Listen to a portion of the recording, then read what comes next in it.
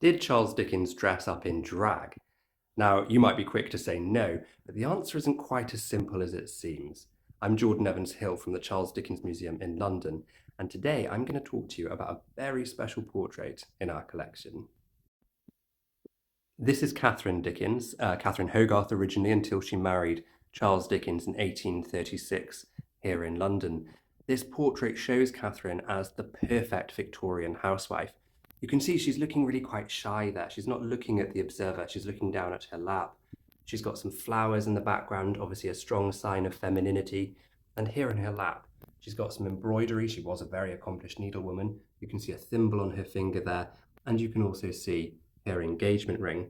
As a complete aside, we also have some of her embroidery just here underneath the portrait, as well as her engagement ring. Beautiful little blue stone. You can also see it there in the portrait, and that actually features in the story David Copperfield.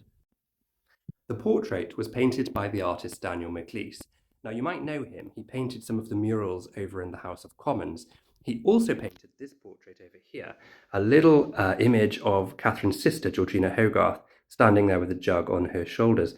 This portrait is really notorious. At the time, it was described as Victorian erotica or soft porn. That's a whole other story.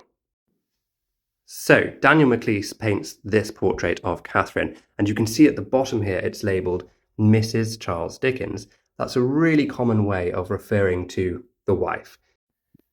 So if any woman in the Victorian period, if you were married, you would generally be referred to by your husband's name. So she's called Mrs. Charles Dickens because she's the wife of Charles Dickens. A little bit sexist, obviously. And there they are together above the fireplace, Charles and Catherine, both looking quite young. Now, what's interesting about this portrait in particular, as you can see, it's labelled Mrs. Charles Dickens, but in 1848, it went on exhibition in the Royal Academy in London. And in the accompanying catalogue, it was mislabelled Mr. Charles Dickens. Now, this led to at least one observer thinking it was Charles Dickens dressed up as a woman for one of his theatre shows. Charles and Catherine apparently found it incredibly amusing that people thought Charles had been dressed up as a woman. And it goes to show that actually drag as a concept is not that modern. Men often dressed up for women, particularly for the theatre, and perhaps the Victorians were not as rigid or as kind of strictly moral as they like to pretend. There are loads of hidden stories here at the Charles Dickens Museum, so I do recommend that you come and visit us. We can be found in Doughty Street near the British Museum. Should I have mentioned another museum? Well, you know where we are.